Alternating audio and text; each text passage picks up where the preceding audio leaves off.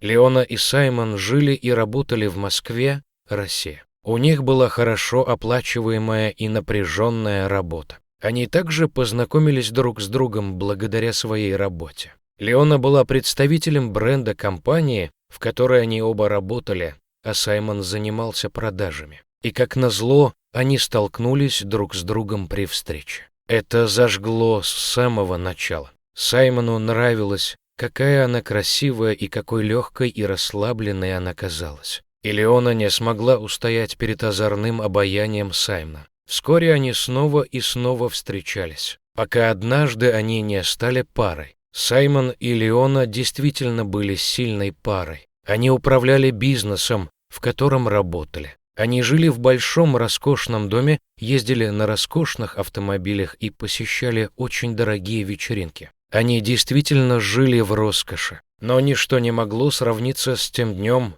когда Леона узнала, что беременна.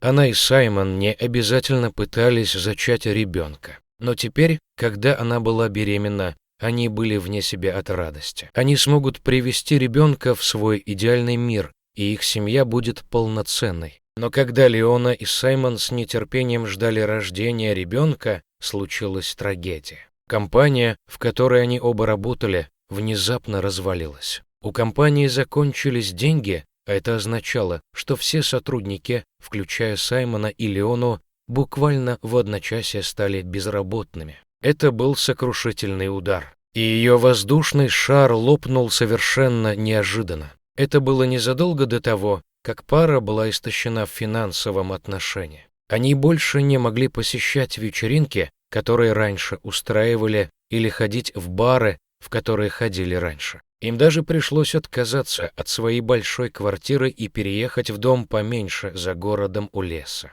Это была грустная и ужасная авария. Но Леона и Саймон не сдавались, потому что они хотели, чтобы у их ребенка был шанс на счастливую жизнь. Поэтому они переехали в небольшой отдаленный дом и временно подрабатывали случайными заработками. Хотя в то время у семьи было мало денег, они не были несчастны. Напротив, пара поняла, что в жизни есть нечто большее, чем просто деньги и богатство. Они оценили хороший район, которого не знали по большому городу, и научились ценить мелочи жизни. Саймон тоже начал охотиться в близлежащем лесу. В этом районе было много оленей, и мясо было очень вкусным, и нам хватило на несколько недель. Но однажды человек столкнулся с животным, которого не ожидал. Огромный, голодный волк. Казалось, волк гнался за той же дичью, что и Саймон, но звук выстрела напугал его.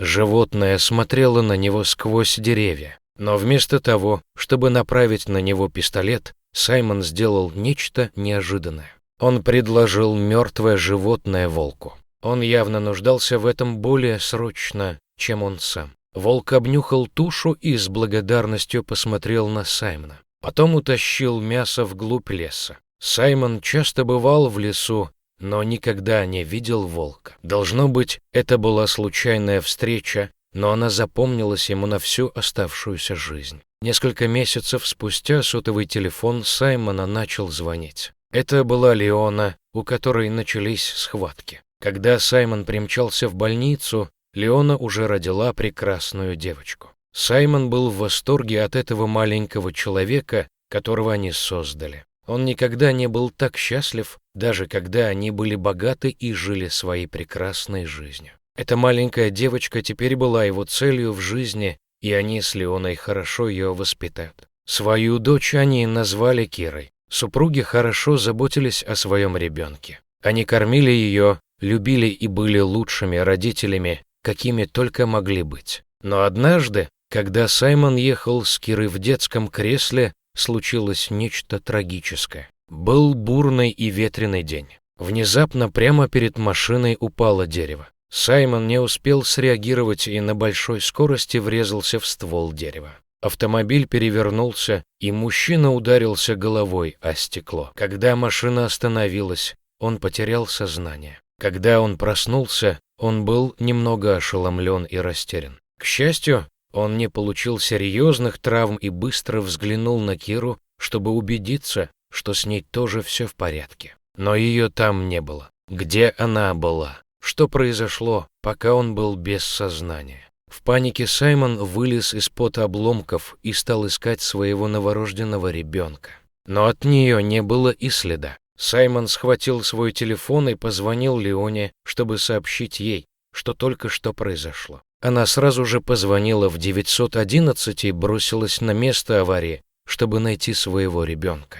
Когда на место аварии прибыли медики, Саймон отказался от медицинской помощи. Все, о чем он заботился, это найти свою маленькую девочку. Она была такой юной, уязвимой и невинной, и у Саймона и Леоны сердце разрывалось от мысли, что она где-то там. Полиция немедленно начала систематические поиски девочки в этом районе. Но с приближением ночи стало ясно, что Киры нигде нет. Ни Саймон, ни Леона не хотели мириться с таким ответом и искали всю ночь сквозь ветер, дождь и тьму. Но следующее утро принесло ответы, которых никто не ожидал. Вместо того, чтобы обыскивать улицы, Саймон пробрался в лес недалеко от места аварии. Он просканировал окрестности, прежде чем двигаться все дальше и дальше. И когда он искал в особо густом лесу, Саймон обнаружил нечто важное. Одеяло, в которое была завернута Кира. Он испустил панический вздох. Почему она была так далеко в лесу? Он подбежал к ней, поднял ее и прижал к себе. Оно было мокрым и грязным, но определенно принадлежало Кире. В этот момент он услышал шум позади себя. Саймон медленно повернулся и столкнулся с волком. Но не любой волк. Это был тот самый, которого он встретил недели раньше. Его сердце упало, но не потому, что боялся за свою жизнь. Причина, по которой Саймон чувствовал себя таким подавленным, заключалась в том, что у волка изо рта свисал кусок платья Киры. Неужели этот голодный волк действительно съел его детеныша? Он не мог вынести мысли об этом. Но волк повернулся и медленно пошел прочь, словно приглашая Саймона следовать за собой. Саймон побежал за ним, боясь того, что он найдет. Вновь промелькнула в его голове мысль, что волки — свирепые хищники, и он сдерживал слезы, следуя за зверем. Но когда он обошел большое дерево и заглянул в небольшое отверстие, Саймон упал на колени, потому что там лежала Кира. Она плакала и кричала, лежа там. Ее одежда была влажной, рваной и грязной. Саймон подбежал к Кире, взял ее на руки и заплакал. Он не мог поверить, что она еще жива. Но почему она была так далеко в лесу? Волк, должно быть, стал свидетелем аварии и совершил немыслимое. Он вытащил ребенка из разбитого автомобиля и доставил его в безопасное место. Должно быть, это был инстинкт волка как родителя, чтобы защитить маленького ребенка. Саймон посмотрел на волка, который медленно склонил голову. Саймон никогда не мог быть в этом уверен, но казалось, что волк ответил взаимностью на его доброту, предложив ему еду, когда он больше всего в ней нуждался. Прежде чем покинуть лес и вернуться к Леоне, Саймон прошептал волку слово «спасибо». Он никогда не сможет ответить взаимностью, но уж точно никогда не забудет этот добрый и невероятный поступок.